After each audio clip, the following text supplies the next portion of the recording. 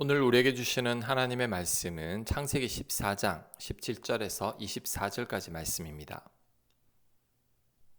17절 아브라함이 그돌라오멜과 그와 함께한 왕들을 처부수고 돌아올 때에 소돔 왕이 사회 골짜기 곧 왕의 골짜기로 나와 그를 영접하였고 살렘 왕 멜기세덱이 떡과 포도주를 가지고 나왔으니 그는 지극히 높으신 하나님의 제사장이었더라. 그가 아브라함에게 축복하여 이르되 천지의 주제이시여 지극히 높으신 하나님이여 아브라함에게 복을 주옵소서. 너희 대적을 네 손에 붙이신 지극히 높으신 하나님을 찬송할지로다 하매 아브라함이 그 얻은 것에서 10분의 1을 멜기세덱에게 주었더라. 소돔 왕이 아브라함에게 이르되 사람은 내게 보내고 물품은 네가 가지라. 아브라함이 소돔 왕에게 이르되 천지의 주제이시여 지극히 높으신 하나님 여호와께 내가 손을 들어 맹세하노니 네 말이 내가 아브라함으로 치부하게 하였다 할까 하여 너에게 속한 것은 실 한 오락이나 들 매끈 한 가닥도 내가 가지지 아니하리라. 오직 젊은이들이 먹은 것과 나와 동행한 아넬과 에스골과 마므레의 분깃을 제할지니 그들이 그 분깃을 가질 것이니라. 아멘.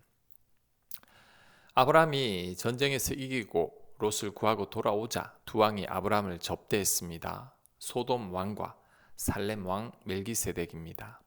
그런데 살렘 왕 멜기세덱은 지극히 높으신 하나님의 제사장이라고 성경은 말씀하고 있습니다. 이 멜기세덱 왕은 떡과 포도주를 가지고 와서 전쟁에서 이기게 하신 하나님을 찬송합니다. 이에 아브라함이 전리품의 10분의 1을 멜기세덱 왕에게 주었다고 합니다. 이 멜기세덱 왕이 누구인지는 정확하게 알 수가 없습니다. 하지만 오늘 성경은 하나님을 잘 아는 하나님의 제사장이라고 말씀하고 있습니다. 이것으로 봐서 당시 아브라함 말고도 하나님을 잘 섬기는 사람이 여럿 있었다고 볼 수 있습니다. 욥도 그렇죠. 욥의 시대적 배경이 아브람 시대입니다. 성경에 다 나오진 않지만 당대에 하나님을 잘 섬기는 사람들이 있었음이 분명합니다. 그 중에 한 사람이 바로 멜기세덱 같습니다. 아무튼 아브라함이 전쟁에서 승리했다는 소식을 들은 멜기세덱이 누구보다 기쁜 마음으로 아브라함을 맞이하며 그를 축복합니다. 이 멜기세덱의 축복에 아브라함은 감사하는 마음으로 전리품의 10분의 1을 바칩니다. 자, 그런데 아브라함의 이런 행동 속에 아브라함의 신앙 고백이 담겨 있습니다. 이번 전쟁의 승리의 원동력이 아브라함의 능력이 아니라 하나님의 도우심이라는 고백인 거죠. 318명의 제대로 훈련받지 못한 자들을 통해 어떻게 적들을 물리치겠습니까? 이것은 기드온의 300용사를 통해 역사하신 하나님의 기적이라고 할 수 있죠. 그래서 하나님의 제사장에게 전리품의 10분의 1을 바치는 겁니다. 그런데 만약에 아브라함이 이번 전쟁에서 승리하게 된 것이 자신의 능력이라고 생각했다면 이렇게 전리품을 바치지는 않았을 겁니다. 자신의 힘으로 죽을 고생해서 얻은 전리품을 왜 바치겠습니까? 하지만 아브라함은 오로지 하나님의 은혜로 이 전쟁에서 승리한 것을 알기 때문에 바치는 겁니다. 하나님께 드리는데 몹시 인색한 사람들이 있죠.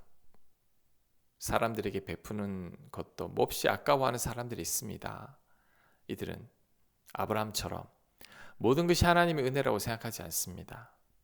내가 벌고 내가 모은 재산이라고 생각합니다. 그러니 아까워서 못 드리고 못 나누는 거죠. 나의 나된 것은 다 하나님 은혜입니다. 하나님 은혜 아니면 우리는 구원받을 수 없는 죄인이죠. 하나님 은혜 아니면 이 힘겨운 세상, 이 험악한 세상을 제대로 살아갈 수도 없습니다.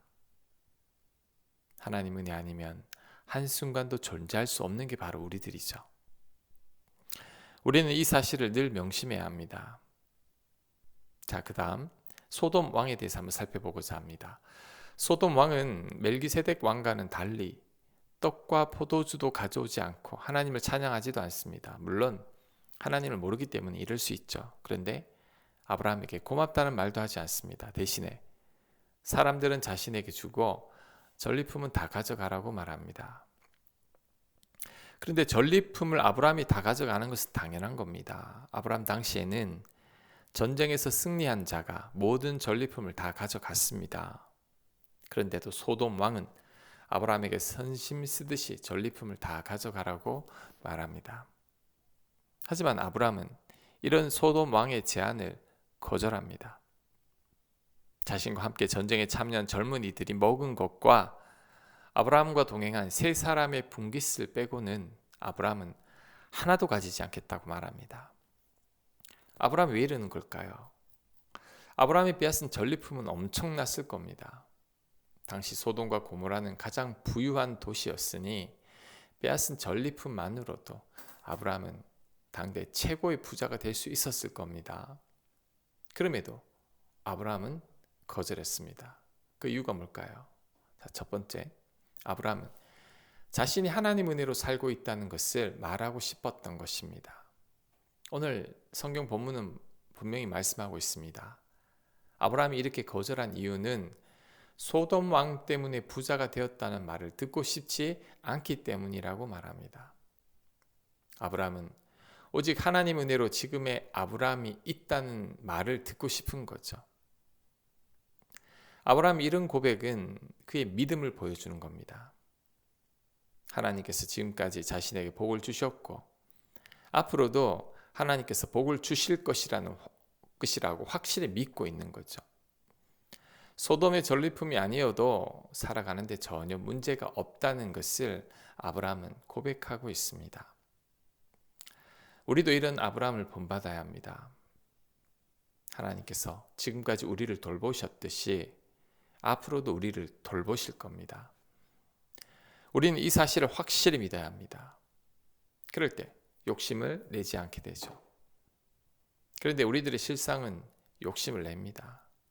이렇게 욕심을 내는 이유는 내일에 대한 염려와 불안 때문이죠.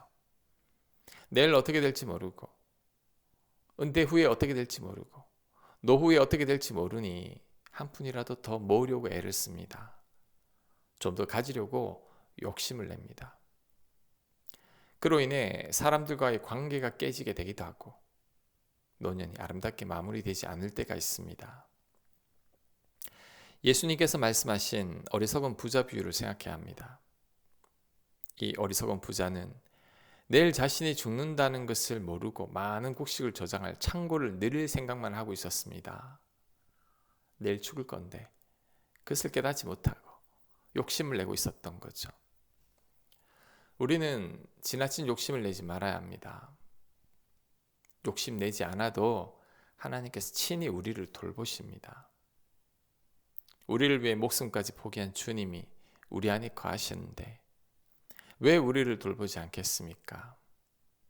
우리는 그 사실을 굳게 믿어야 합니다. 그리고 아브라함처럼 하나님 은혜로 살아간다고 고백할 수 있어야 합니다.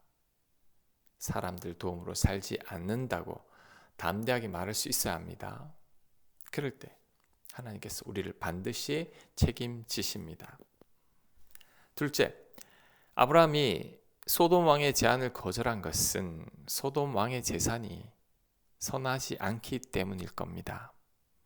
당시 소돔은 가장 타락한 도시 중에 하나였죠. 하나님께서 직접 불로 심판하셨을 정도라면 소돔의 악은 우리의 상상을 초월할 겁니다. 그 소돔의 재산은 음란과 범죄와 거짓과 속임수로 낳은 재산일 겁니다. 쉽게 말하면 검은 돈이고 더러운 돈이죠. 그러니 아브라함이 그 전리품을 거절하는 겁니다. 자, 이를 볼 때 아무리 많은 돈이라고 할지라도 그 돈의 출처가 깨끗하지 못하다면 우리는 그 돈을 거절할 수 있어야 합니다. 신명기 23장 18절을 말씀합니다. 창기가 번 돈과 개 같은 자의 소득은 어떤 서원하는 일로든지 네 하나님 여호와의 전에 가져오지 말라. 이 둘은 다 하나님 여호와께 가증한 것이니라. 창기의 번동과 악한 자의 소득은 성전 안으로 가져오지 말라고 합니다. 가증한 돈이라고 말씀합니다. 하나님은 돈이 없는 분이 아니시죠. 하나님은 돈이 아니라 거룩함을 원하십니다. 하나님은 돈이 아니라 우리가 깨끗한 것을 원하십니다. 그렇다면 우리도 돈이 아닌 거룩을 추구해야 합니다. 아무리 많은 돈이라고 해도 그 돈이 소돔 왕의 돈처럼 깨끗하지 못하다면 거절할 수 있어야 합니다. 아브람처럼 한 푼도 받지 말아야 합니다. 그것이 우리를 향한 하나님의 뜻입니다.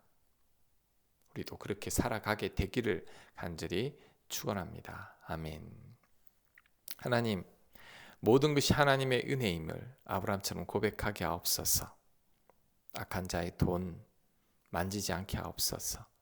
아무리 우리를 부하게 한다 할지라도 그 욕심에 빠지지 않는 저희들 되게 하시고 주님 한 분만으로 만족하며 하나님만 의지하며 살아갈 수 있는 저희들 되도록 역사하여 주시옵소서. 예수님 이름으로 기도합니다. 아멘.